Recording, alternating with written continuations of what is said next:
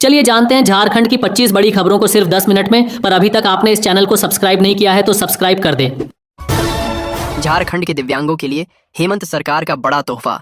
अब हर महीने मिलेंगे 1500 रुपए पेंशन। झारखंड सरकार ने राज्य के दिव्यांगजनों के लिए एक बड़ी राहत देने वाला फैसला लिया है। मुख्यमंत्री हेमंत सोरेन की अध्यक्षता में हुई मंत्रिमंडल की बैठक में दिव्यांग पेंशन की राशि 1000 रुपए से बढ़ाकर 1500 रुपए प्रति माह करने के प्रस्ताव को मंजूरी दे दी गई है। इस फैसले के बाद राज्य के लाखों दिव्यांग लाभार्थियों को हर महीने पहले की तुलना में 500 रुपए अधिक पेंशन मिलेगी। सरकार का कहना है कि बढ़ती महंगाई और दिव्यांगजनों की आवश्यकताओं को ध्यान में रखते हुए यह निर्णय लिया गया है ताकि उन्हें आर्थिक रूप से अधिक सहायता मिल सके। नई पेंशन राशि लागू होने के बाद लाभार्थियों को सीधे उनके बैंक खाते में 1500 रुपए प्रति माह की राशि भेजी जाएगी। इस फैसले का उद्देश्य दिव्यांगजनों के जीवन स्तर को बेहतर बनाना और उन्हें आर्थिक सुरक्षा प्रदान करना है। सरकार के इस निर्णय का राज्य भर में स्वागत किया जा रहा है।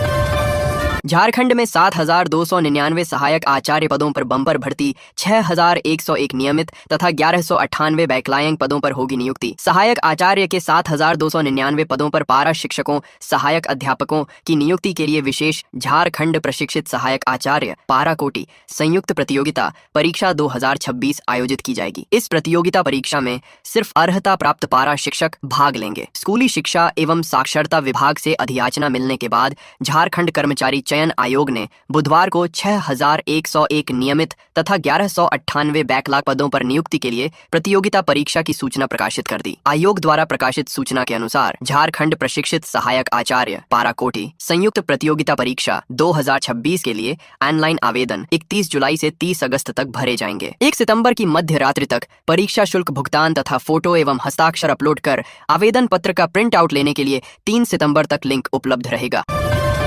झारखंड में आज मानसून पूरी तरह सक्रिय। गुमला, जामताड़ा समेत कई जिलों में झमाझम बारिश, 17 जिलों में तेज बारिश, वज्रपात का अलर्ट। झारखंड में आज मानसून पूरी तरह सक्रिय है। रांची सहित कई जिलों में सुबह से ही रुक रुक कर बारिश का दौर जारी है। गुमला, जामताड़ा, जमशेदपुर और रामगढ़ में अच्छी खासी बारिश दर्ज की गई। भारत मौसम विज्ञान विभाग के अनुसार राज्य के अधिकांश हिस्सों में लगभग पूरे दिन बादल छाए रहेंगे और हल्की से मध्यम बारिश होती रहेगी। गरज चमक और 30 से 40 किमी घंटे की रफ्तार से तेज हवा चल सकती है। खासकर रांची, खूंटी, गुमला, सिमडेगा, लोहरदगा, पश्चिमी सिंहभूम, पूर्वी सिंहभूम, सरायकेला, खरसावा, बोकारो, रामगढ़, हजारीबाग, गिरिडीह, देवघर, दुमका, जामताड़ा, पाकुड़ और साहिबगंज समेत 17 जिलों में बारिश का व्यापक असर देखने को मिल सकता है।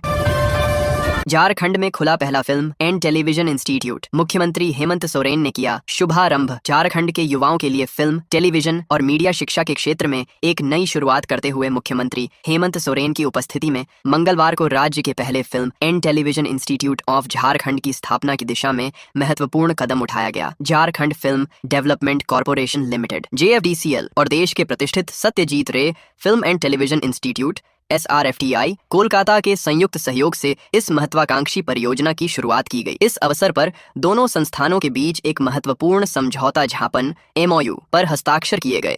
इस पहल के तहत रांची में आधुनिक तकनीक और विश्व स्तरीय सुविधाओं से युक्त फिल्म एवं टेलीविजन संस्थान विकसित किया जाएगा, जिससे झारखंड के युवाओं को राज्य में ही गुणवत्तापूर्ण मीडिया शिक्षा और पेशेवर प्रशिक्षण उपलब्ध हो सकेगा।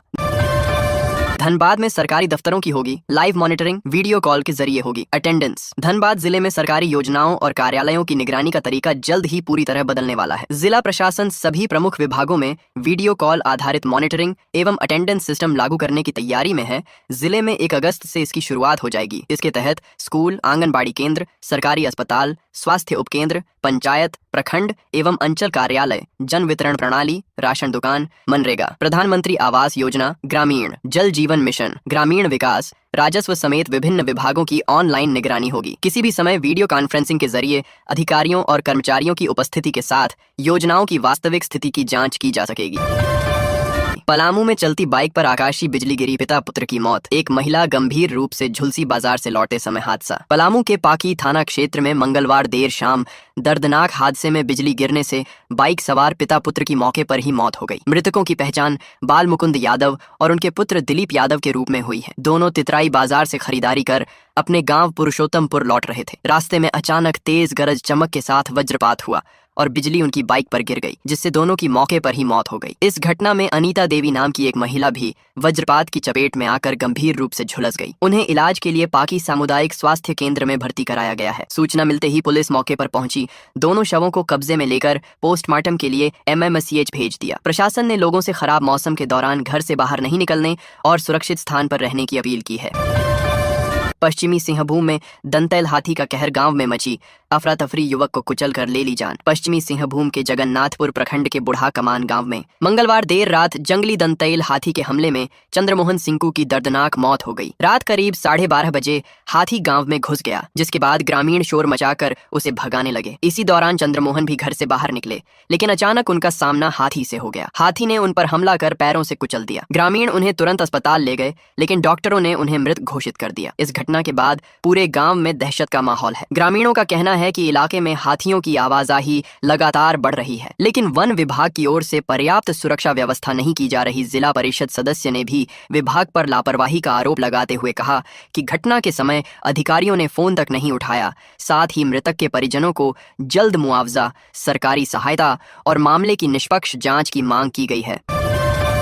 CJP का प्रदर्शन, दिल्ली के 16 मेट्रो स्टेशन बंद। बंगाल से 2000 CRPF जवान आ रहे। कॉकरोच पार्टी बोली, सरकार बातचीत को तैयार। कॉकरोच जनता पार्टी के जंतर मंतर पर प्रदर्शन के बीच सरकार ने दूसरी बार बातचीत की पेशकश की है। CJP प्रवक्ता आशुतोष रांका ने इसकी पुष्टि की है। रांका का कहना है कि कोर्ट टीम से चर्चा के बाद इस पर फैसला लिया जाएगा। उधर सुरक्षा के कारणों से दिल्ली के 16 मेट्रो स्टेशन बंद कर दिए गए हैं। कॉकरोच जनता पार्टी के प्रदर्शन का आज 33वां दिन है। यहाँ बुधवार सुबह से हजारों प्रदर्शनकारी जुटे हैं। इनमें 20 जुलाई को संसद मार्च के दौरान पुलिस की लाठियों, आंसू गैस के गोलों का शिकार हुए लोग भी पहुंचे हैं। इधर दिल्ली पुलिस ने संसद मार्च के दौरान हुई हिंसा पर अलग अलग थानों में 10 FIR दर्ज की है। प्रदर्शनकारियों पर RAF जवानों पर जानलेवा हमला, पथराव, तोड़फोड़ और सरकारी काम में बाधा डालने के आरोप हैं।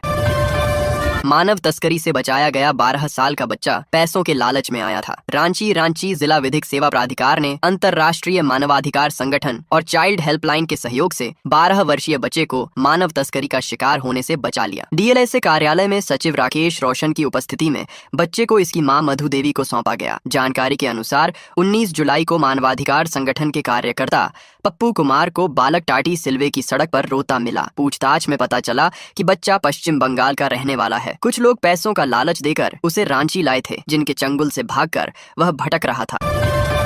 अश्लीलता पर रोक लगाने की मांग झारखंडी क्षेत्रीय कलाकार सोसाइटी ने DC को सौंपा। झारखंडी क्षेत्रीय कलाकार सोसाइटी ने क्षेत्रीय भाषा और संस्कृति में बढ़ रही अश्लीलता और फुहड़ता को रोकने की मांग को लेकर रांची के उपायुक्त मंजूनाथ भजंत को ज्ञापन सौंपा। कलाकारों ने कहा कि जो लोग क्षेत्रीय भाषा और संस्कृति के नाम पर अश्लील और आपत्तिजनक सामग्री बना रहे हैं, उनके खिलाफ सख्त कार्रवाई होनी चाहिए। उपायुक्त ने जल्द उचित कदम उठाने का भरोसा दिया। कलाकारों ने कहा कि झारखंड की भाषा और संस्कृति हमारी पहचान है, इसलिए इसे साफ और सम्मानजनक बनाए रखना जरूरी है। इस अभियान में राज्य की 9 भाषाओं और 24 जिलों के कलाकार शामिल हैं। पद्मश्री मुकुंद नायक समेत कई प्रसिद्ध कलाकारों ने भी इसका समर्थन किया है। सरायकेला के NH 33 पर 2 बाइकों की जोरदार भिड़ंत, 19 वर्षीय शुभम की मौत। टाटा रांची राष्ट्रीय राजमार्ग NH 33 पर मंगलवार देर रात चौका थाना क्षेत्र में 2 बाइकों की आमने सामने टक्कर में 19 वर्षीय शुभम की मौत हो गई, जबकि दूसरी बाइक में सवार युवक घायल हो गया। शुभम चांडिल के बनिया बस्ती का रहने वाला था और चौका से अपने घर लौट रहा था। हादसे के बाद पुलिस दोनों घायलों को चांडिल सामुदायिक स्वास्थ्य केंद्र ले गई। वहां से